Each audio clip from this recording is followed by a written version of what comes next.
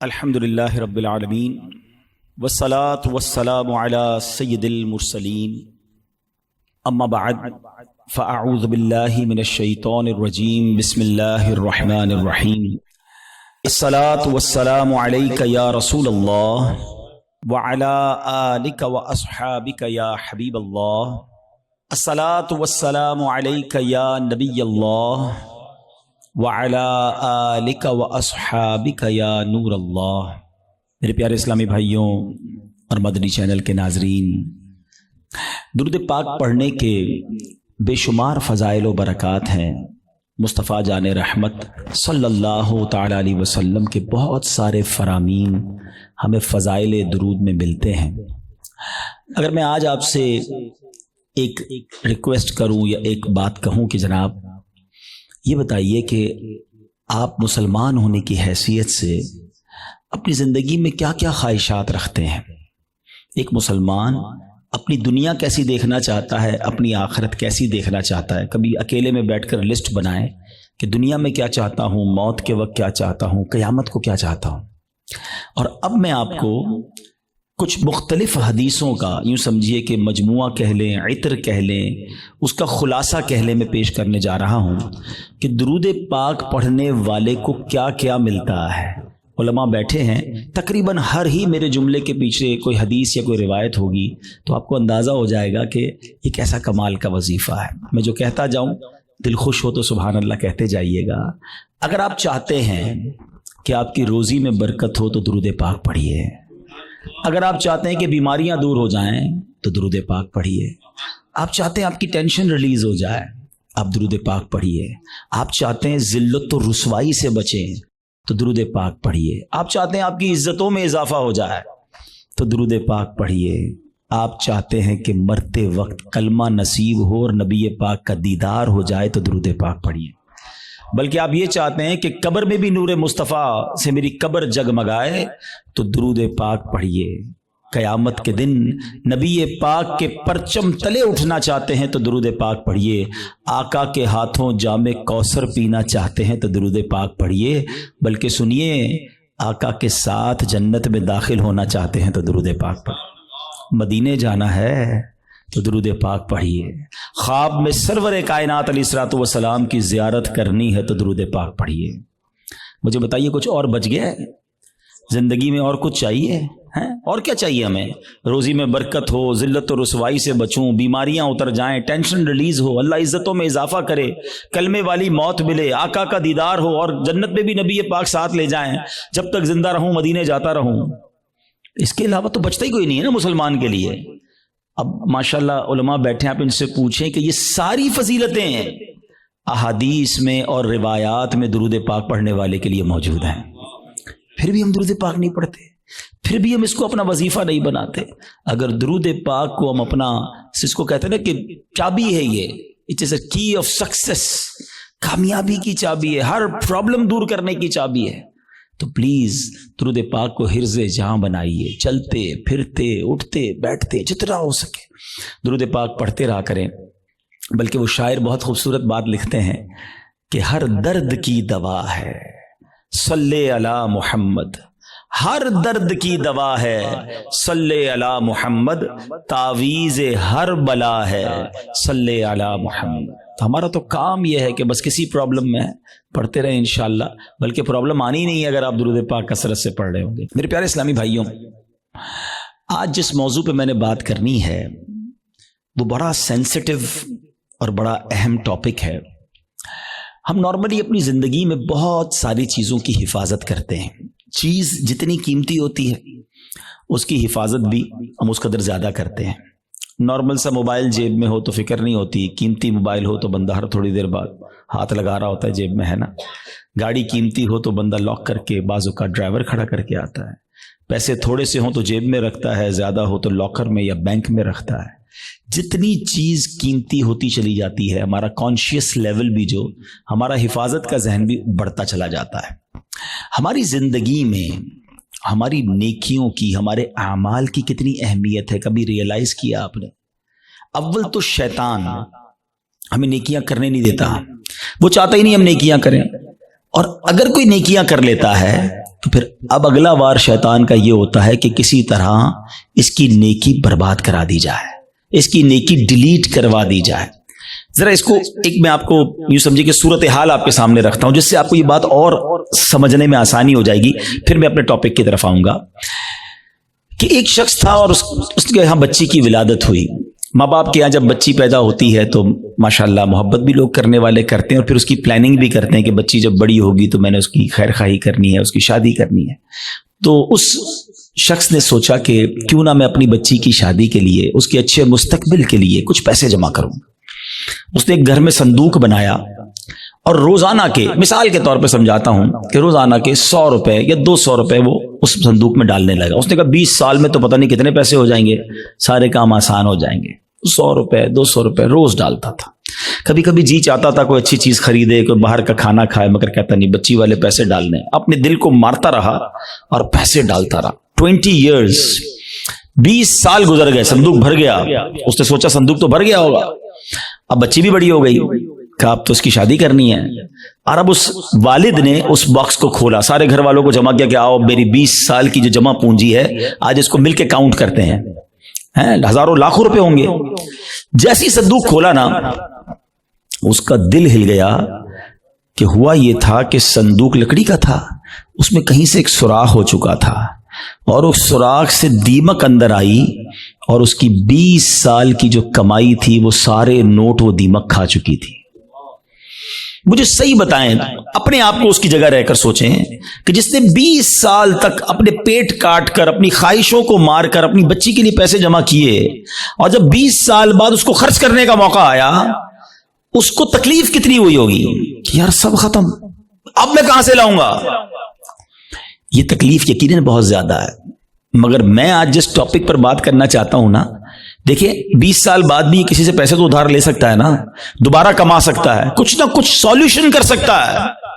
مگر اس شخص کی مایوسی اور اس شخص کی تکلیف کا اندازہ کیجئے کہ جو شخص زندگی بھر نمازیں پڑھتا رہا، سردی میں اٹھ کے وضو کر کے نمازیں پڑھتا رہا، رمضان میں روزے رکھتا رہا، حج بھی کیے، زکاتیں بھی دی، بہت بار شیطان نے بہکانے کی کوشش کی، وہ لڑتا رہا شیطان سے کہ نہیں میں نے گناہ نہیں کرنے، اور جب اللہ کی بارگاہ میں قیامت کے دن پیش ہو تو اسے امید ہوگی کہ میرے پاس حج ہیں، عمرے ہیں، نمازیں ہیں، سجدے ہیں، تلاوت ہے، روزے ہیں، اور جب بارگاہ الہی میں اس کے نامہ اعمال کھولے جائیں اور اس کو کہا جائے کہ جاؤ تمہارے پاس کچھ بھی نہیں ہے، null and void, delete it, سوچئے اس دن اس کی شرمندگی، حسرت کا عالم کیا ہوگا؟ اس دن تو کوئی چانس بھی نہیں ہوگا نا کہ دوبارہ نہیں کیا کر لے، ادھر تو دوبارہ کما سکتا ہے وہ شخص، مگر قیامت کے دن today is the time of action. مولا علی فرماتے نا یہ وقت زندگی میں عمل کر سکتے ہو، قیامت کا دن عمل کا نہیں، جزا کا دن ہوگا، فیصلے کا دن ہوگا۔ تو اس دن تو آپ کو صرف فیصلہ ہی ہونا ہے۔ تو اب پہلے ریئلائز کر لیجئے کہ یہ کتنا بڑا معاملہ ہے کہ اگر میرے اعمال ہی برباد ہو گئے۔ اب ہو سکتا ہے کسی کے ذہن میں سوال آئے کہ جناب یہ کون سی بات کر رہے ہیں کہ اعمال کیسے برباد ہو سکتے ہیں؟ نمازیں پڑھی ہیں، روزے رکھے ہیں، کوشش کر کے یہ اعمال کی۔ آج کے دور میں نیکی کرنا بھی آسان نہیں ہے، یہی تو میں سمجھانا چاہتا ہوں آج کے بیان میں کہ آج کے دور میں واقعی نیکی کرنا اتنا آسان نہیں ہے، لیکن آپ اتنی مشکل سے نیکی کر بھی رہے ہیں، مگر اس کو سنبھال رہے ہیں کہ نہیں؟ اس کی حفاظت کر رہے ہیں کہ نہیں؟ اس کے بارے میں فکر مند ہے کہ نہیں؟ آپ کو پتا ہے کہ چور کیسے چوری کر کے جا سکتا ہے آپ کی نیکیوں کو؟ یہی میرا آج کا ٹاپک ہے۔ اور اب آپ دوبارہ ذہن میں سوال آ رہا ہوگا کہ بھائی بتائیں تو صحیح وہ کون سے اعمال ہیں کہ جن سے نیکیاں برباد؟ میں قرآن و حدیث سے آج آپ کے سامنے کچھ اعمال ایسے رکھوں گا، کچھ کام ایسے رکھوں گا کہ جس کو کرنے والے کے بارے میں فرمایا کہ اس کے اعمال برباد کر دیے جاتے ہیں۔ سب سے جس کو کہیں کہ اہم ترین معاملہ پتہ ہے کیا ہے؟ کہ انسان کا ایمان چھن جائے۔ جس کا ایمان چلا گیا نا، اب اس کا کوئی عمل اس کے کام نہیں آئے گا، چاہے اس کی زندگی سجدوں سے بھری ہوئی ہو، چاہے اس نے بہت نمازیں پڑھی ہوں، ساری زندگی روزے رکھے ہوں، ایمان نہیں تو کچھ بھی نہیں۔ اور یہ بات قرآن کہتا ہے، اللہ کا کلام کیا فرماتا ہے سنیے۔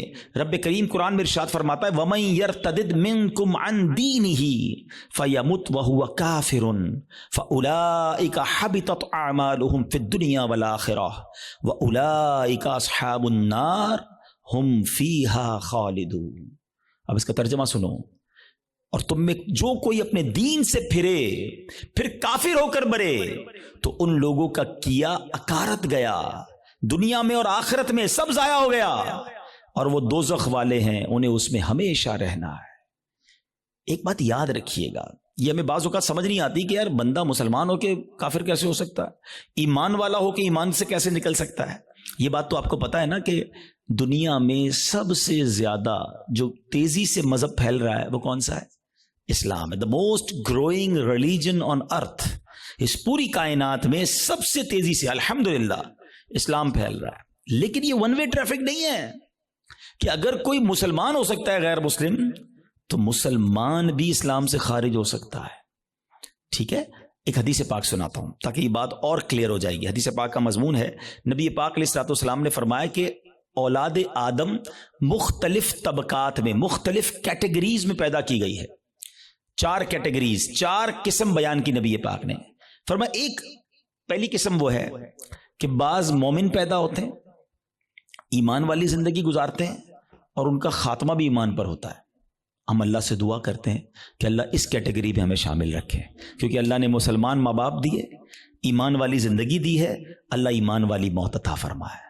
لیکن سیکنڈ کیٹیگری نبی پاک نے فرمایا کچھ لوگ کافر گھرانے میں پیدا ہوتے ہیں، حالت کفر پر زندہ رہتے ہیں اور حالت کفر پر ہی ان کی موت ہوتی ہے۔ بہت بڑی تعداد میں ایسے لوگ ہیں جو غیر مسلموں کے یہاں پیدا ہوتے ہیں، کفر والی زندگی گزارتے ہیں، کفر پر بھی مر جاتے ہیں۔ تیسری کیٹیگری سنو، اللہ کے نبی فرماتے ہیں کچھ لوگ کافر پیدا ہوتے ہیں، کافروں والی زندگی گزارتے ہیں، مگر ان کا خاتمہ ایمان پر ہو جاتا ہے نا۔ کئی لوگ جو مرنے جو دنیا میں مسلمان ہو رہے ہیں، یہ کیا ہے؟ کافر تھے نا، غیر مسلم تھے، کلمہ پڑھا مسلمان ہو گئے، بڑی اچھی بات ہے۔ مجھے ایک واقعہ یاد آ گیا، ہانگ کانگ میں دعوت اسلامی والے جو تھے وہ ہمارے مبلغین کسی مریض کی عیادت کے لیے ہاسپٹل میں گئے۔ دعوت اسلامی کے تو طریقہ کار میں بھی شامل ہے اور ہمیں بھی جانا چاہیے، مریض کی عیادت سنت ہے۔ تو وہ لوگ وہاں عیادت کرنے گئے تو برابر میں بستر پر ایک 70 سال کا ہانگ کانگ میں ایک بوڑھا شخص غیر مسلم وہ بھی لیٹا ہوا تھا، علاج کروانے آیا تھا۔ جب وہ واپس جانے لگے اس نے اشارہ کیا ذرا ادھر آئیے گا، وہ ادھر گئے تو کہا تم لوگ کون ہو؟ چہرے پہ داڑھی تھی، سر پہ امامہ تھا۔ کہا مسلمان ہیں۔ کیوں آئے تھے؟ کہا ہمارا ایک دوست ہے وہ بیمار تھا، اس کو دیکھنے آئے تھے۔ اچھا مسلمان کیا ہوتا ہے، اسلام کیا ہوتا ہے؟ 7 8 10 منٹ بات چیت ہوئی، اسلامی بھائیوں نے اس کو دعوت دی کہ آپ بھی مسلمان ہو جائیں۔ ہسپتال کے بستر پر وہ بوڑھا شخص کلمہ پڑھ کر مسلمان ہو گیا۔ مگر اس سے بڑھ کر جو جس کو کہتا نا ایمان افروز بات یہ تھی کہ اگلے چند گھنٹوں بعد اس کا انتقال بھی ہو گیا۔ یعنی اس کے مقدر میں ایمان تھا تو اسپتال کے بستر پر بھی اس تک ایمان پہنچ گیا۔ یہ حدیث کا جو تیسرا حصہ ہے نا، سمجھو کہ کچھ لوگ کافر گھرانے میں پیدا ہوتے ہیں یا کافر ہوتے ہیں، پیدا ہی کافر کفر پر ہوتے ہیں، پوری زندگی کفر پر گزرتی ہے، مگر ان کا خاتمہ ایمان پر ہوتا ہے۔ اب نبی پاک علیہ الصلوۃ والسلام نے فرمایا چوتھی کیٹیگری، یہ وہ لوگ ہوتے ہیں جو مسلمان گھرانے میں پیدا ہوتے ہیں، مومن پیدا ہوتے ہیں، اسلام والی زندگی گزارتے ہیں، مگر ان کا خاتمہ کفر پر ہوتا ہے۔ یہ چوتھی کیٹیگری ڈرانے والی ہے۔ اس سے سمجھنا ہوگا کہ ہمارے پاس کوئی گارنٹی نہیں کہ میں ایمان سلامت لے کر جاؤں گا۔ ایک بڑی پیاری حدیث بچے کو یاد ہے، انما الاعمال بالنیات، ہے نا، اعمال کا دار و مدار نیتوں پر۔ ایک اور حدیث ہے، انما الاعمال بالخواتیم، اعمال کا دار و مدار خاتموں پر ہے، خاتمہ ٹھیک ہونا ضروری ہے۔ ہم اس کی تو میں سے بہت ساروں کو تو فکر ہی کوئی نہیں کہ یار اچھا اس کی بھی فکر کرنی ہے، اس پر بھی کوئی بات کرنی ہے، اس کی بھی کوئی سیکیورٹی کرنی ہے۔ سوچئے نا۔ اچھا پھر اب یہ حدیث آپ نے سن لی، قرآن کی آیت سن لی، صحابہ نے بھی سنی، اولیاء نے بھی سنی، خود نبی پاک کا ایٹیٹیوڈ کیا تھا۔ اللہ کے حبیب علیہ الصلوۃ والسلام کی بڑی مشہور دعا ہے، یا مقلب القلوب ثبت قلبی علی دینک، اے دلوں کو پھیرنے والے میرے دل کو اپنے دین پر ثابت قدمی عطا فرما۔ اللہ کے نبی دعا کر رہے ہیں جن کے صدقے ہمیں دین ملا ہے۔ ہم تو نعت میں پڑھتے ہیں نا، تیرے صدقے میں آقا سارے جہاں کو دین ملا، وہ آقا دعا کر رہے ہیں کہ اے اللہ میرے دل کو تیرے دین پر ثابت قدمی عطا فرما۔ ہمارا کیا حال ہونا چاہیے؟ ہمیں ہر وقت کی فکر ہونی چاہیے، مگر nobody care about it، بات بھی نہیں کرتا کوئی۔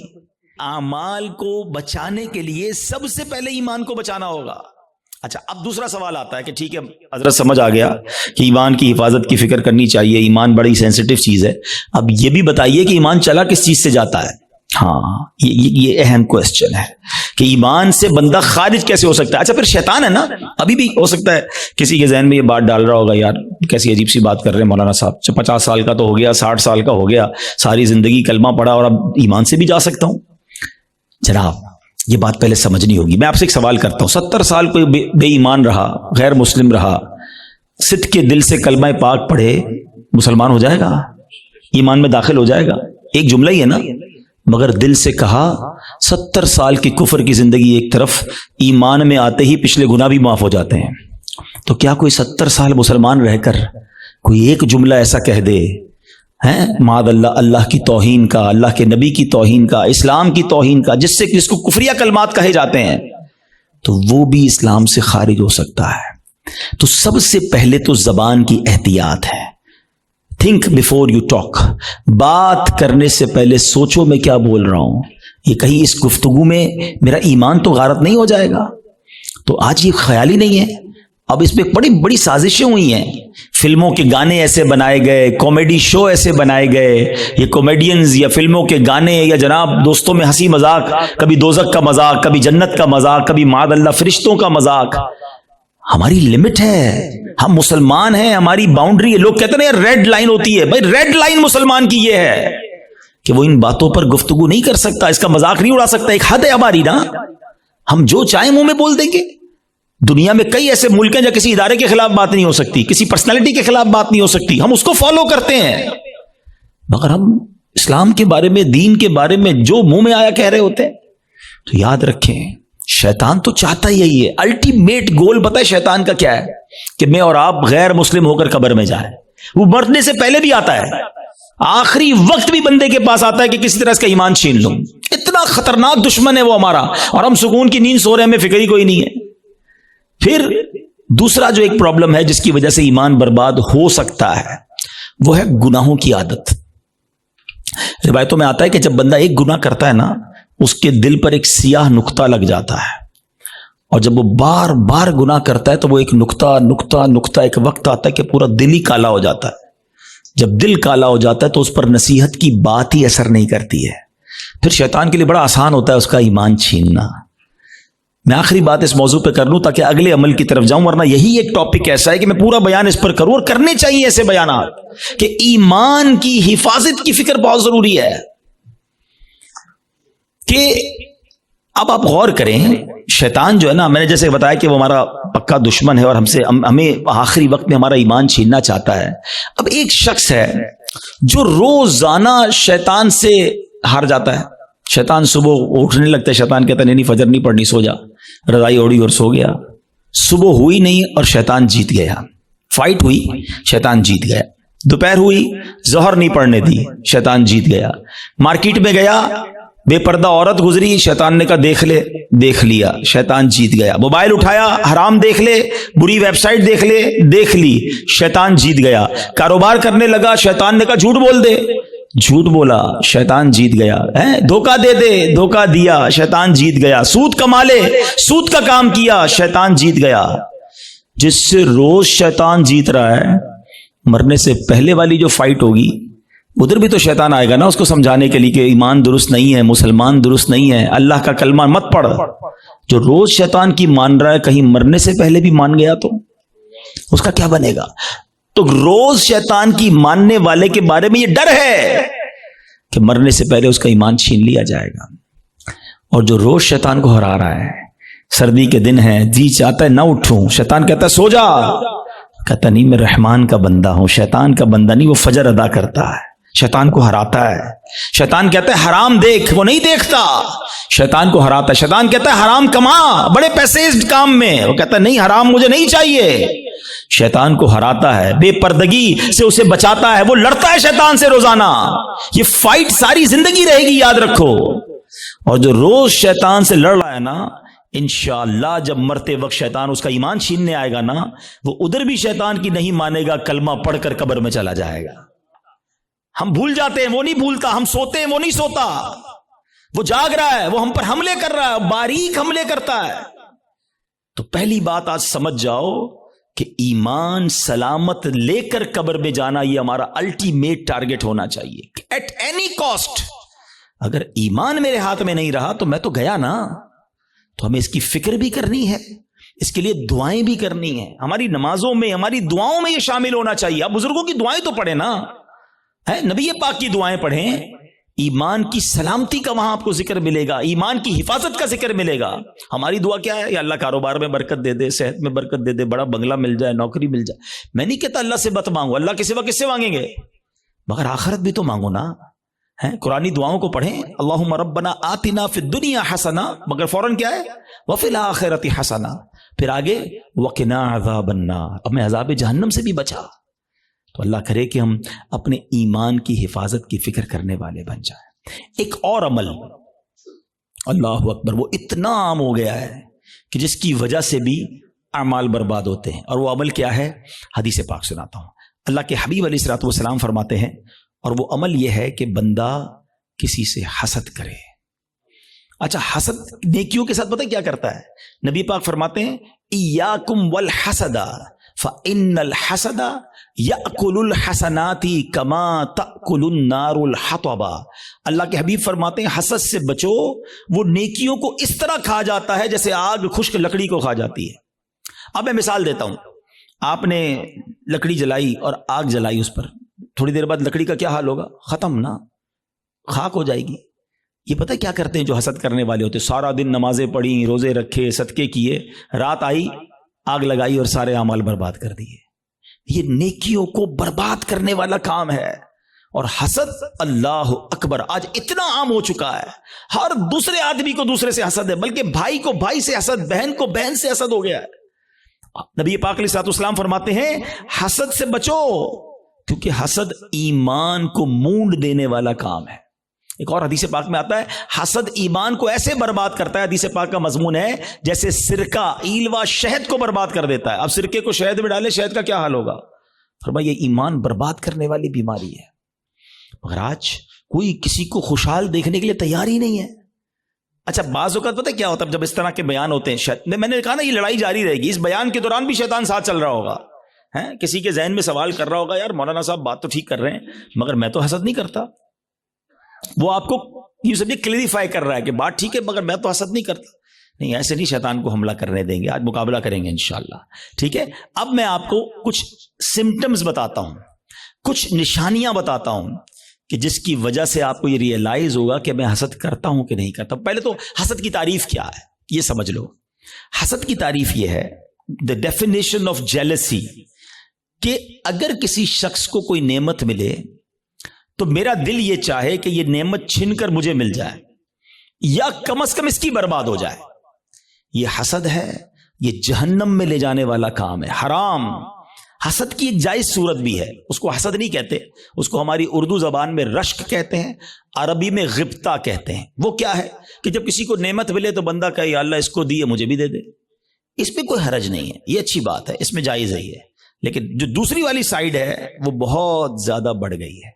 ٹھیک ہے, پہلے تعریف پتہ چل گئی, اب کچھ نشانیاں بتاتا ہوں, چیک کر لیتے ہیں. اگر ٹھیک ہے میرے اندر نہیں تو پھر صحیح ہے, پھر تو اللہ کا شکر ہے میرا دل صاف ہے. اگر گڑبڑ ہے تو پھر علاج بھی بتاؤں گا. اب پہلے تو لیبارٹری ٹیسٹ کر لیتے ہیں ایک دوسرے کا. چیک کیجئے آپ کی لائف میں کوئی ایسا ہے. اچھا, یہ ایک اور پہلے بات بتا دوں, حسد جو ہے نا ہوتا ہی اس سے جس کو ہم جانتے ہیں, جس سے تعلق ہوتا ہے. جس سے تعلق نہیں اس سے حسد نہیں ہوتا. ہمیں فیصلہ آباد میں رہ کر برازیل کے کسی شخص سے حسد نہیں ہو سکتا, ہم جانتے ہی نہیں اس کو, پتہ نہیں کیا کر رہا ہے. حسد کس سے ہوگا؟ یا تو کسی دوست سے ہوگا, یا کسی رشتہ دار سے ہوگا, یا اپنی فیلڈ کے کسی بندے سے ہوگا. آپ کاروبار کرتے ہیں نا, کسی کاروباری اپنے کسی کاروباری سے ہو جائے گا, اپنے کسی رشتہ دار سے ہو جائے گا, اپنے کسی دوست سے, اپنے کسی قریب پڑوسی سے ہو سکتا ہے, جس کو آپ جس کے ساتھ آپ کا انٹریکشن ہے نا, آپ اس سے حسد کر سکتے ہیں. اب چیک یہ کرنا ہے کہ میں کسی سے حسد کرتا ہوں کہ نہیں. ٹھیک ہے, میں نے آپ کو باؤنڈری بتا دی ہے. اب میرا لیبارٹری ٹیسٹ کہہ لیں, مدنی لیبارٹری ٹیسٹ کرتا ہوں. اب میں آپ کو 2-3 ایگزامپلز بتاتا ہوں. اپنے آپ سے خود ہی سوال کریں, مجھے جواب نہیں دینا, آپ نے اپنے آپ سے ہی سوال کرنا ہے. پہلا سوال, دنیا میں کوئی ایک بندہ ایسا ہے, یا عورت بھی ہو سکتی ہے, رشتہ دار بھی ہو سکتی ہے, کہ یار جب بھی اسے کوئی خوشی ملتی ہے نا, نعمت ملتی ہے, ترقی ملتی ہے, دولت ملتی ہے, شہرت ملتی ہے, تو مجھے پرابلم ہوتا ہے. مجھے مزہ نہیں آتا. پہلا سوال اپنے دل میں جواب رکھیے گا, مجھے بس بتائیے گا.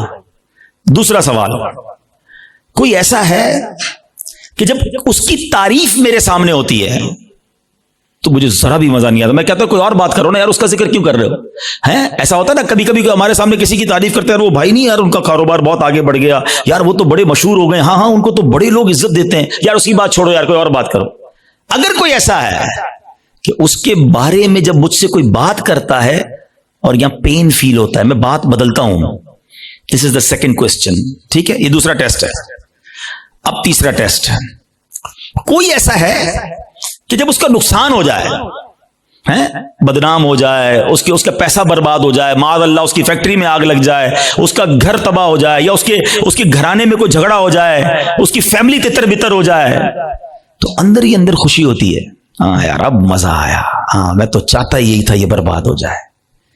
These are the 3 symptoms. یہ 3 سوال ہیں آپ سے, جواب مجھے کوئی نہ دے, اپنے دل سے پوچھو. اگر کسی کے بارے میں ان تینوں میں سے کوئی ایک بھی کیفیت ہے نا, تو پھر حسد اور کس کو کہتے ہیں؟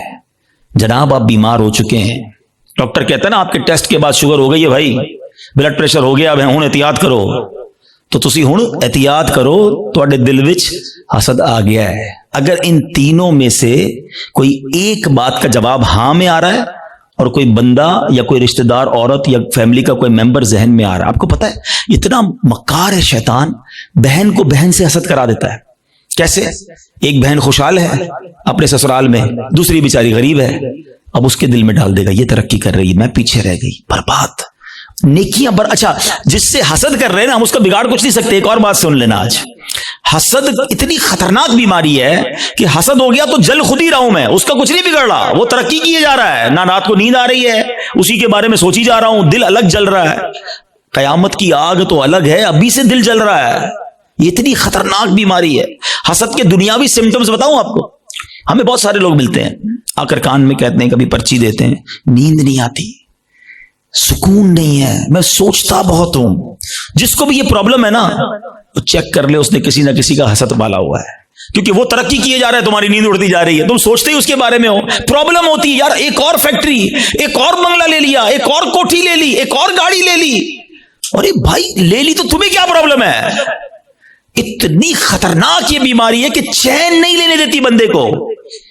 یہ سوچئے گا, یعنی اس کے دنیاوی نقصان بھی ہے نا, میں اپنی فیملی سے ڈسٹرب ہو گیا, میں اپنی لائف سے ڈسٹرب ہو گیا کیونکہ میں نے کسی کا حسد دل میں پال لیا.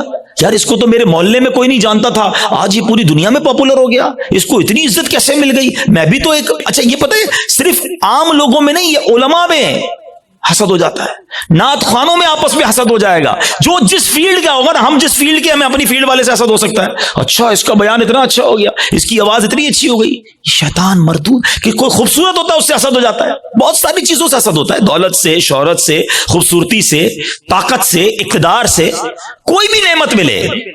اچھا اب سمر ٹیسٹ ہو گیا, لیبورٹری ٹیسٹ کا رزلٹ اپنے پاس ہی رکھیے گا, ٹھیک ہے. اب خدا نہ خواستہ میرے کسی بھائی کو اگر حسد ہو گیا ہے تو اس کو کلیریفائی کرنے کا طریقہ بھی بتا دیتا ہوں, اس کا علاج بھی بتا دیتا ہوں. اس کا علاج یہ ہے کہ سب سے پہلے تو آپ یہ ریئلائز کریں کہ مجھے حسد کس سے ہوا ہے. اچھا حسد کس سے ہوا اور کیوں ہوا ہے؟ کسی کے مال سے ہو جاتا ہے, کسی کی خوبصورتی سے ہو جاتا ہے, کسی کی شہرت سے ہو جاتا ہے, واٹ ایور, کوئی ریزن ہوگا نا, وہ ریزن پہلے آپ ریئلائز کر لیں. پہلا طریقہ یہ ہے, پہلا علاج یہ ہے کہ آپ اللہ سے دعا کریں کہ اللہ میرے دل کو حسد سے پاک کر دے, میرے دل کو گندگی سے پاک کر دے, دل کی ساری بیماریوں سے پاک کر دے. ایک تو دعا ہے, اللہ کریم ہے, قبول فرما لے گا تو دل پاک ہو جائے گا. دوسرا, دعا میں اس بندے کو بھی شامل کر لیں کہ اللہ اس کے مال میں اور برکت دے دے. اگر وہ اس کے حسن سے پرابلم ہے, اللہ اس کے حسن میں اور برکت دے دے. اس کی شہرت سے پرابلم ہے, اللہ اس کی شہرت میں اور برکت دے دے. ہاں ہے یہ تھوڑا مشکل, یہ اینٹی بائیوٹک ہے نا, علاج ہو رہا ہے نا. اب آپ جب کسی کے لیے دعا کریں گے نا کہ یا اللہ اس کے مال میں اور برکت دے دے, اور تھوڑے دنوں بعد آپ کو کوئی بندہ آ کے بتائے گا یار اس کی ایک اور فیکٹری لگ گئی, تو آپ کہیں گے میں بھی تو دعا کرتا تھا پر لگنی تھی فیکٹری. تیسرا طریقہ ایک اور ہے حسد سے نکلنے کا, کہ جس سے حسد ہوا ہے نا اس کو تحفہ دے. حدیث پاک کا مضمون ہے تحفہ دو محبت بڑھے گی. ہاں لیکن یہ بتا کے مت دینا کہ بھائی تیرے سے حسد ہو گیا تھا تحفہ لے کر آئے ہوں, مولانا صاحب نے کہا, اور گل خراب ہو جائے گی.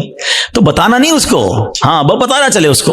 اچھا ایک بات اور سمجھ لو آپ, جس سے حسد ہوا ہے نا اس کو کوئی پرابلم نہیں ہے, پرابلم مجھے ہے, ٹھیک مجھے ہونا ہے, اس کو تو شاید نیکیاں مل رہی ہوں گی اگر کوئی اس کے بارے میں غیبت کر رہا ہے، بدگمانیاں کر رہا ہے. ہمیں اپنا علاج کرنا ہے. میرے اعمال بڑے تھوڑے ہیں.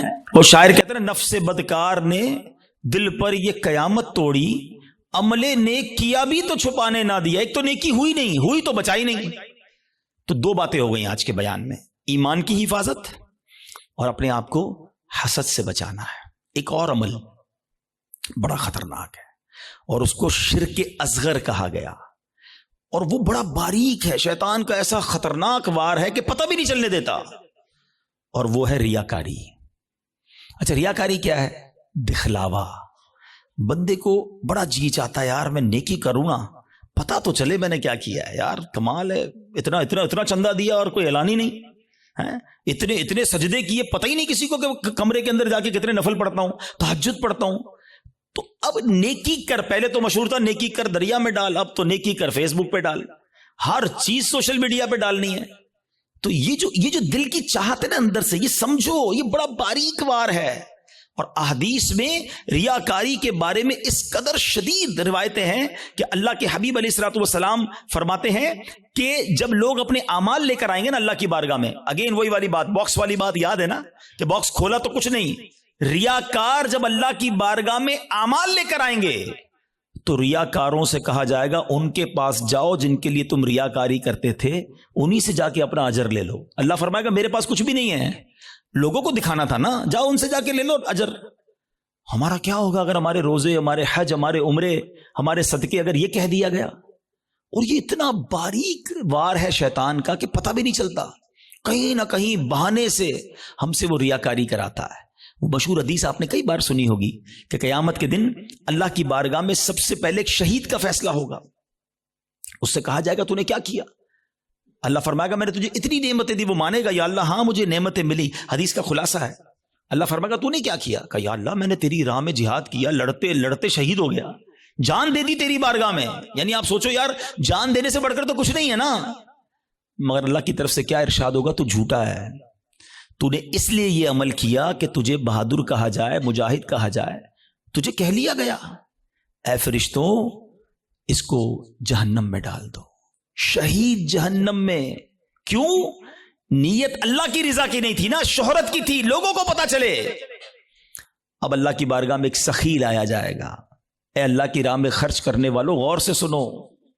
وہ سخی اللہ کی بارگاہ میں لایا جائے گا. اللہ فرمائے گا میں نے تجھے بہت مال دیا. کہے گا ہاں یا اللہ تو نے مال دیا مگر میں نے تیری راہ میں دل کھول کر خرچ کیا. میں خلاصہ کہہ رہا ہوں، میں نے تیری راہ میں دل کھول کر خرچ کیا. ارشاد ہوگا کہ تو جھوٹا ہے، تو نے اس لیے کیا کہ تجھے سخی کہہ لیا جائے. اے فرشتوں اس کو بھی اٹھا کر جہنم میں ڈال دو. دنیا میں سخی مشہور ہو گئے تھے نا، بس اب جہنم میں جاؤ. تیسرا قرآن کا قاری لایا جائے گا، علم سکھانے والا لایا جائے گا. اللہ کہے گا تجھے اتنی نعمتیں دی. وہ کہے گا ہاں مولا نعمتیں ملی، میں تو لوگوں کو علم پڑھاتا تھا، تیرا دین پڑھاتا تھا، قرآن پڑھاتا تھا. فرمایا تو جھوٹا ہے، تو نے اس لیے کیا کہ تجھے عالم کہا جائے، قاری کہا جائے. اے فرشتوں اس کو بھی اٹھا کر جہنم میں ڈال دو. کبھی بھی سیٹسفائی نہ ہوا کریں. Please try to understand. شیطان مردود پہلی کوشش یہ کرتا ہے ہماری نیکیاں نہ ہوں، اور دوسری کوشش یہ کرتا ہے کہ اچھا نیکیاں کر لی نا، اب اس کو نل اینڈ وائڈ کیسے کروں، ڈیلیٹ کیسے کرواؤں، ضائع کیسے کرواؤں. ادھر ہم مار کھا جاتے ہیں، ادھر ہم سوچتے ہی نہیں ہیں. بڑا جی چاہتا ہے لوگوں کو پتا چلے اتنے حج کیے ہیں، اتنے عمرے کیے ہیں. ایکچولی ہماری تو روز لوگوں سے ملاقاتیں ہوتی ہیں نا، معذرت کے ساتھ کسی سے ملنے جاتے ہیں نا، سب جگہ نہیں لیکن کچھ جگہ ایسا ہوتا ہے کہ 15 منٹ کے اندر بندہ اپنی 15 سال کی نیکیاں گنواتا ہے کہ میں نے اتنے حج کیے ہیں، الحمدللہ ہر سال عمرے پہ جاتے ہیں، سرکار نے بڑا کرم کیا ہے، تہجد کی نماز کی بڑی پابندی ہے، تو رجب شعبان کے روزے بھی رکھتا ہوں، تو فلاں علاقے میں بھی ہم غریبوں کی مدد کرتے ہیں، تو فلاں بھی. بندہ کہے آئی صاحب کس نے پوچھا تھا یہ سب آپ سے؟ ہم نے تو طبیعت پوچھی تھی آپ کی، آپ نے طبیعت کے جواب میں پوری لسٹ نکال کے دے دی. اچھا اب ذرا میں چوٹ کرنے کے لیے کہہ رہا ہوں کہ جو بندہ 15 سال پرانا حج یاد رکھے ہوئے ہے، اس کو آج صبح جو جھوٹ بولا ہے وہ یاد ہے؟ تھوڑی دیر پہلے موبائل اٹھا کر حرام دیکھا وہ یاد ہے؟ آدھے گھنٹے پہلے غیبت کی تھی وہ یاد ہے؟ آج دن میں کئی گناہ ہوئے وہ یاد نہیں، اور 20 سال 25 سال پرانی نیکی یاد ہے جو بار بار لوگوں کو بتائی جا رہا ہوں. پوچھے یہ کیوں؟ دیکھیں مجھے بتانے سے مجھے تو کوئی نقصان نہیں ہوا، آپ کا کہیں لاس تو نہیں ہو گیا۔ انما الاعمال بالنیات، اللہ کی بارگاہ میں ہماری نیتیں کیا ہیں؟ ہم سوچیں تہجد تو اکیلے میں پڑھتا ہے نا بندہ، لیکن کبھی ہم نے پڑھ لی تہجد، اب پیٹ میں درد ہو رہا ہے، سامنے والے کو کیسے بتاؤں کہ تہجد پڑھی ہے؟ بس یار آج بہت تھکا ہوا ہوں۔ خیریت کیوں تھکے ہوئے حاجی صاحب؟ تو الحمدللہ تہجد میں اٹھ جاتا ہوں نا۔ اچھا آپ تہجد بھی پڑھتے ہیں؟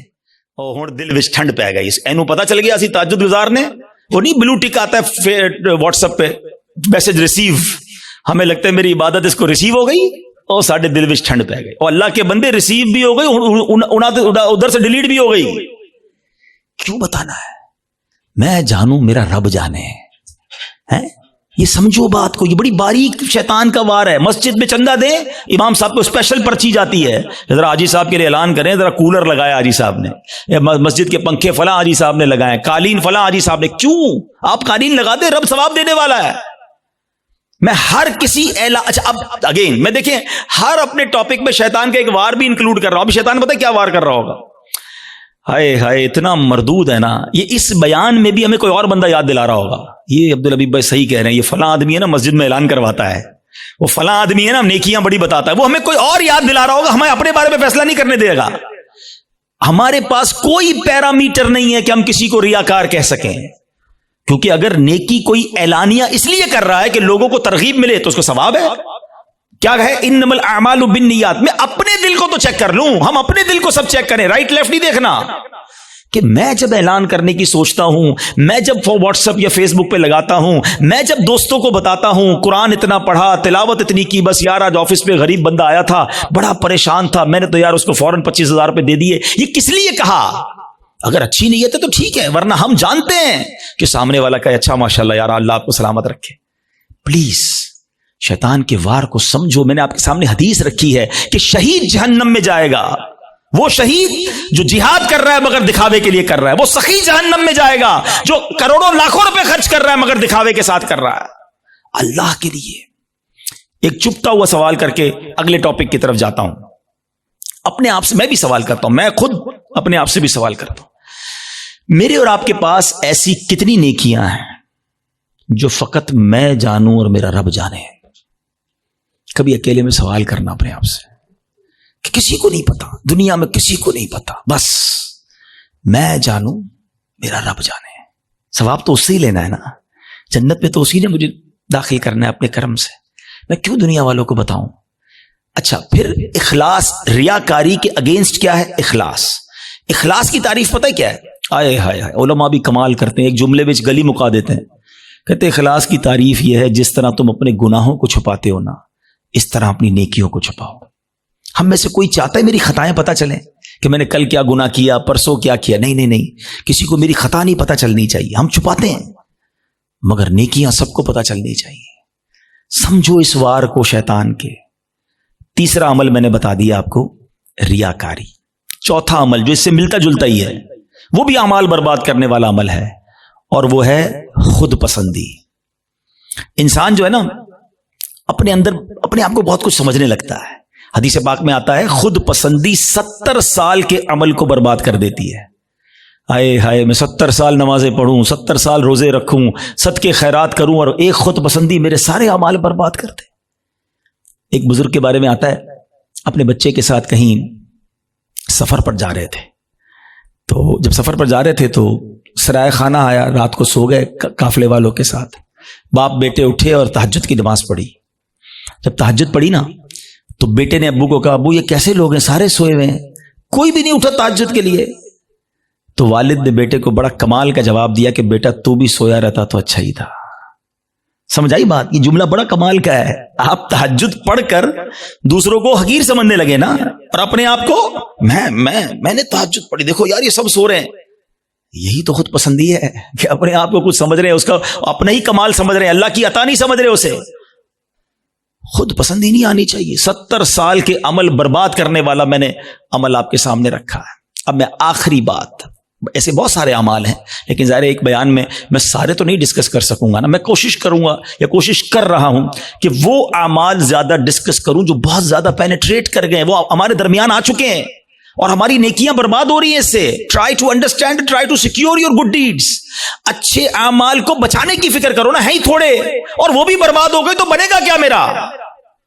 اور اب وہ کیا ہے, وہ قرآن کہتا ہے, وہ کیا ہے, قرآن کہتا ہے یا ایھا الذین آمنوا لا تبطلوا صدقاتکم بالمن والاذی. اے ایمان والو, اپنے صدقے باطل نہ کرو احسان جتا کر اور تکلیف دے کر. یہ بھی بہت بڑا مسئلہ ہے. اول تو کسی کے ساتھ بھلائی کرنی نہیں ہے, اور بھلائی کر لی اب ساری زندگی اسے احسان جتانا ہے. یاد ہے نا, میں نے نوکری دلائی تھی, بھول تو نہیں گیا؟ چپل پہن کر آیا تھا میرے پاس, اب گاڑی والا ہو گیا, بھول تو نہیں گیا میرا احسان؟ تیری بہن کی شادی تھی, میں نے اس کا جہیز دلوایا تھا, بڑا آدمی ہو گیا, لیکن یاد ہے نا میں نے تیرے کو لون دلوایا تھا. توبہ توبہ توبہ. سوچو, کبھی زندگی میں احسان جتانے والے مت بننا. میری اور آپ کی اوقات کیا ہے؟ اگر میں نے کسی کے ساتھ بھلا کیا, میں نے اللہ کی راہ میں خرچ کیا, تو یہ رب نے دیا نا. میں خدا کی قسم کئی بار یہ بیانات میں جملہ کہا ہے کہ یار جب بھی اللہ کی راہ میں دو نا, کسی غریب کی مدد کرو, کسی صدقے کی جگہ پر دو, مسجد میں دو, واٹ ایور, اللہ کی راہ میں خرچ کر کے اللہ کی بارگاہ میں ایک سجدہ بھی کیا کرو. اللہ تیری مہربانی, تو نے دینے والا بنایا, مجھے مانگنے والا نہیں بنایا.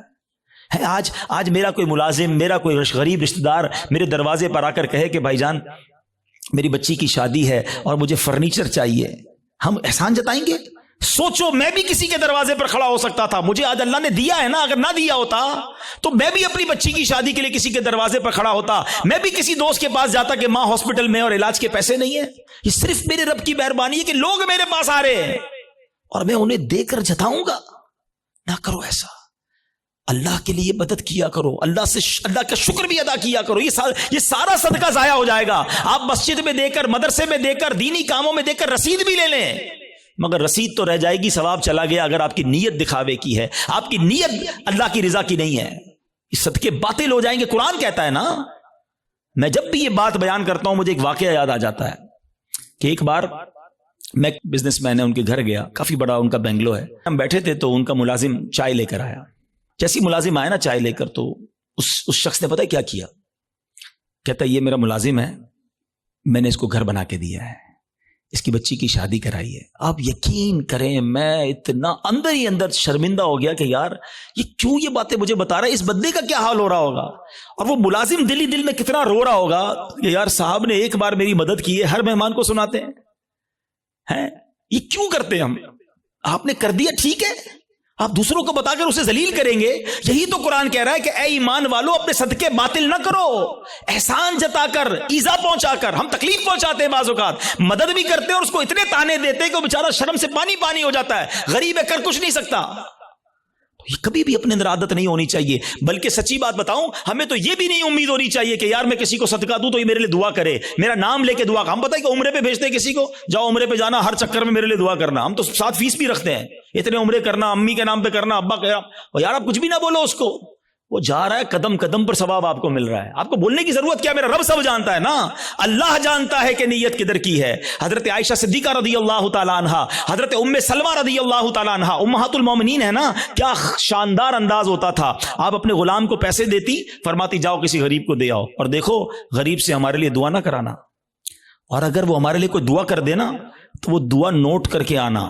اب مثال کے طور پہ وہ غریب کو جا کے پیسے دیتے, غریب دعا کرتا کہ یا اللہ ان کی خیر ہو, رزق میں برکت ہو, وہ دعائیں لکھ کر لاتے. اور حضرت ام سلمہ اور بی بی عائشہ ہاتھ اٹھا کر اس فقیر کے لیے وہی دعائیں کیا کرتی جو انہوں نے ان کے لیے کی تھی, اور فرماتی دعا کا بدلہ دعا ہو جائے, اجر اللہ سے لینا ہے. سبحان اللہ, کیا انداز ہے. صدقہ کریں, اللہ کی راہ میں خرچ کرو, مگر ایسے کرو کہ دائیں ہاتھ سے خرچ کرو, بائیں ہاتھ کو پتہ نہ چلے. وہی سوال اگین, ایسے کتنے اعمال ہیں میرے اور آپ کے پاس کہ میں جانوں اور میرا رب جانے. ہاں یقیناً کچھ نیکیاں ایسی ہوتی ہیں جو کھل کے کرنی چاہیے اور اس نیت سے کرنی چاہیے کہ لوگ کریں, لیکن دل کی کیفیت اپنے آپ سے پوچھ لیں. تو بہرحال میرے پیارے اسلامی بھائیو, آج کے اس مختصر سے بیان میں جو میں نے ٹاپک چوز کیا تھا کہ ہم اپنے اعمال کی حفاظت کی فکر کریں, ہم اپنے پیسوں کی, اپنی فیکٹری کی, اپنے گھر کی, اپنی گاڑیوں کی, سب کی حفاظت کی فکر کرتے کیونکہ وہ قیمتی ہیں. خدا کی قسم سب سے زیادہ قیمتی میرا ایمان ہے. ایمان نہیں تو کچھ نہیں. اور سیکنڈ پھر میرے اعمال ہیں, نیکیاں نہیں ہیں. قیامت کے دن اگر کہہ دیا گیا کہ تمہاری کوئی عبادت قبول نہیں تو پھر ہم کدھر جائیں گے؟ ہمارے بزرگان دین اتنے سینسٹیو تھے اس معاملے میں. ایک بزرگ کے بارے میں آتا ہے, وہ کپڑے سیتے تھے, بہت اچھے کپڑے سیتے تھے. تو وہ مارکیٹ میں جاتے تھے اور جو کپڑے بناتے تھے وہ سیل کرتے تھے. تو وہ ایک بار گئے ایک جگہ پر اور ایک کپڑے کے بڑے ایکسپرٹ تاجر کو انہوں نے اپنا پیس دیا, کڑائی وڑائی کر کے لے گئے تھے. تو اس نے جیسے ہی کپڑا ہاتھ میں لیا نا تو اس نے اس کے عیب نکالنا شروع کیے. اسٹچنگ ٹھیک نہیں ہے, کلر کمبینیشن ٹھیک نہیں ہے, فلاں چیز غلط ہے. تو وہ بزرگ رونے لگے. تو وہ تاجر کہتا ہے اب روئے نا, میں لے لیتا ہوں, پرچیز کر لیتا ہوں, آپ رو کیوں رہے ہیں؟ کہتے ہیں میں اس لیے نہیں رو رہا تمہیں میرے کپڑا میں عیب نکالیں. میں یہ سوچ رہا ہوں کہ میں نے یہ کپڑا اپنے ہوش کے مطابق, اپنی خیال کے مطابق بالکل صحیح سیا تھا, مگر جب یہ کپڑا کسی ایکسپرٹ کے ہاتھ میں آیا تو اس کو میرے عیب پتہ چل گئے. میں نے اپنی سوچ سے نمازیں ٹھیک پڑھی ہیں, اپنے حساب سے صدقے ٹھیک کیے ہیں, میں نے عمرے اور حج ٹھیک کیے ہیں, لیکن قیامت کے دن جب یہ اعمال اللہ کی بارگاہ میں پیش ہوں گے اور ادھر سے کہہ دیا گیا تیرے سجدوں میں اخلاص نہیں ہے, تیرے صدقوں میں اخلاص نہیں ہے, تیری عبادت میں ذوق نہیں ہے, تیری نیتیں اچھی نہیں ہوں گی, تو میرا کیا بنے گا؟ اس طرح وہ سوچتے تھے. کبھی ہم نے نیکی کر کے یہ سوچا کہ یا اللہ نیکی بچی رہے, قبول فرما لے؟ ہم تو نیکی کر کے پھول جاتے ہیں, بھائی میں نمازی, میں حاجی, میں روزہ دار, میں صدقہ دینے والا. نہیں, پلیز سمجھو بات کو. ہم نے کئی ایسے واقعات پڑھے ہیں کہ جو بڑے بڑے نامور اس زمانے کے جناب مستجاب الدعوات ہوا کرتے تھے. جب شیطان غالب آیا, نفس غالب آیا, لالچ غالب آئی تو ایمان بھی ہاتھ سے چلا گیا. بلم بن باعورہ کا واقعہ کس کو نہیں پتا؟ مستجاب الدعوات تھا وہ شخص, لیکن جب لالچ غالب آئی, شیطان کا داؤ چل گیا, حضرت موسیٰ کے خلاف ہوا, ان کے بارے میں بددعا کرنے لگا, اس کی زبان لٹک کر باہر آ گئی اور کفر پر اس پر خاتمہ ہوا. ہمیں ڈرنا ہے, دعائیں مانگنی ہیں, اور یہ خوف ہمیں صحابہ میں نظر آتا ہے. ہاں, سیدنا ابو بکر صدیق, حضرت عثمان غنی, حضرت مولا علی, بی بی فاطمہ, بی بی عائشہ رضی اللہ عنہ, ان کے واقعات تو پڑھیں. یہ تنکا اٹھا کر کہا کرتے تھے کاش میں تنکا ہوتا انسان نہ ہوتا. کیوں کہتے تھے؟ کہ اللہ کی بارگاہ میں پیش ہوا اور وہاں میرا ایمان نہ چلا جائے, میرے اعمال برباد نہ ہو جائیں. تو بہرحال میرے پیارے اسلامی بھائیوں, یہ فکر میں آج کے بیان میں پیش کرنا چاہتا تھا. حسد سے بچنا ہے, نیت کر لیں انشاءاللہ. ہم نے احسان جتانے سے اور دکھلاوے سے بچنا ہے, خود پسندی سے بچنا ہے, اور سب سے مین جو پہلا میرا ٹاپک تھا, ایمان کی حفاظت کی فکر کرنی ہے. ایمان کے ڈاکو گھوم رہے ہیں, یقین کریں, اور وہ ایسا ڈاکو ہے شیطان کے نظر بھی نہیں آتا. اور ڈاکو تو نظر آتے ہیں نا, پولیس والا آپ کھڑا کر لیں گے. آپ کو دل کے آگے پیچھے پہرے دار بٹھانے ہوں گے. پہرے دار کون ہیں؟ آپ نے نماز پڑھ کے پہرے دار بٹھانا ہوگا, آپ نے کلمہ پاک کا ورد کرنا ہوگا. اچھا, یہ بھی بڑا پرابلم ہے. سب کی تمنا کیا ہے؟ یا اللہ مرنے سے پہلے, مرتے وقت کیا نصیب کرنا؟ کلمہ نصیب کرنا. آج دن میں کتنی بار کلمہ پڑھا ہے؟ یہ چیک کرو نا. مرتے وقت سب کو کلمہ چاہیے, زندگی میں پڑھو نا. اور یہ بات بڑی عجیب بتانے جا رہا ہوں, ایک بزرگ کا جملہ میں بھولتا نہیں ہوں. وہ کہتے ہیں اپنی زبان کو کلمے کا عادی بناؤ تاکہ جس دن زبانیں بھاری پڑیں گی اس دن تمہاری زبان سے کلمہ جاری ہو جائے. موت کے وقت نا زبان بھاری ہو جاتی ہے, مگر ہم کئی ہفتے ہو گئے کلمہ نہیں پڑھا ہم نے. کتنی تسبیحاں پڑھی کلمے کی؟ روز کم از کم ایک تسبیح, 100 بار کلمہ. اچھا, آپ کو پتہ ہے حدیث پاک میں افضل الذکر کہا گیا, سب سے افضل اگر کوئی ذکر ہے تو وہ لا الہ الا اللہ محمد الرسول اللہ. پورا کلمہ پڑھیں یا کم از کم لا الہ الا اللہ کا ورد کریں اور آخر میں 3 بار محمد الرسول اللہ صلی اللہ تعالی وسلم پڑھ لیں, تاکہ میری زبان کلمے کی عادی رہے. اور جو چیز عادی ہوتی ہے نا وہ پتہ کب نکلتی ہے؟ آخری بات, چلیں یہ بھی ایک بڑی دلچسپ بات بھی ہے, اور اللہ کرے کہ میرے بیان سے کوئی یہ میسج لے جائے. انسان پر جب دھکا لگتا ہے نا, چوٹ لگتی ہے, مشکل وقت آتا ہے, تو جو اندر اصلی ہوتا ہے نا باہر نکل آتا ہے. ٹھیک ہے, یہ اس کو میں آپ کو ایک ایگزامپل سے سمجھاؤں گا. ایک شخص تھا, بادشاہ کے پاس آیا, کئی زبانوں کا ماہر, ایکسپرٹ. اس کی زبان اتنی فلوئنٹ تھی کہ اس نے چیلنج کیا کہ میری اوریجنل زبان پہچان کے بتائیں. عربی بھی تو انگلش بھی تو اردو بھی تو فرینچ بھی, جس زبان میں بات کریں اس زبان میں وہ جواب دے, اور بڑی فلوئنٹ جواب دے. کوئی نہیں پہچان سکا. ایک شخص آیا, کہتا بادشاہ سلامت مجھے تھوڑا ٹائم دے, میں اس کو پہچان لوں گا. کہا کیسے؟ کہا مجھے اس کے ساتھ ہی رکھ دیں اپنے محل میں. ان دونوں کو ایک ہی کمرہ دے دیا.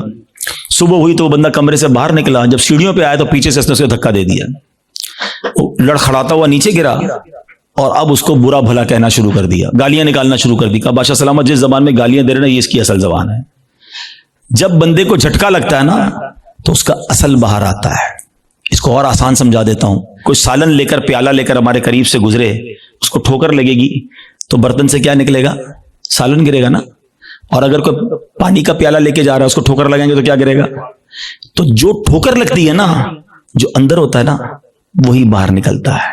اب مثال دیتا ہوں. آپ موٹر سائیکل پہ جا رہے ہیں, گاڑی پہ جا رہے ہیں, اچانک بریک لگا, ایکسیڈنٹ ہونے سے بچے آپ.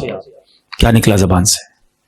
کچھ لوگوں کی زبان سے اس وقت گالی نکلتی ہے, اور کچھ لوگوں کی زبان سے ماشاءاللہ اس وقت بھی یا رسول اللہ نکلتا ہے, لا الہ الا اللہ نکلتا ہے, یا غوث اعظم نکلتا ہے. کیوں؟ اندر اچھا بھرا ہوا ہے. جب جھٹکا لگانا تو اندر والا باہر آ گیا.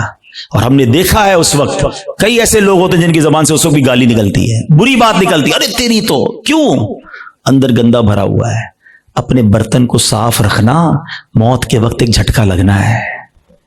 اور جب جھٹکا لگے نا تو میری زبان کلمہ پڑھ لے, میری زبان میرے آقا کا نام لے لے, میری زبان درود پاک پڑھ لے. اندر اچھا ہونا چاہیے. بری محفلیں چھوڑ دو, برے دوست چھوڑ دو, ورنہ یہ گندگی بھر جائے گی دل میں.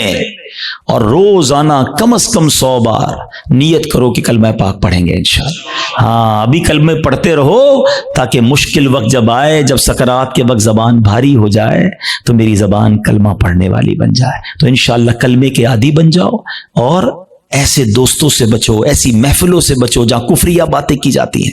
میرے رضا نے تو 100 سال پہلے کہہ دیا تھا کہ سونا جنگل, رات اندھیری, چھائی بدلی کالی ہے, سونے والو جاگتے رہیو, چوروں کی رکھوالی ہے. اور چور بھی کیسا ہے شیطان؟ آنکھ سے کاجل صاف چرا لے, یا وہ چور بلا کے ہیں, تیری گٹھڑی تاکی ہے اور تو نے نیند نکالی ہے. تیرا ایمان چھیننے آیا ہے اور تو سو رہا ہے, تجھے فکر ہی نہیں.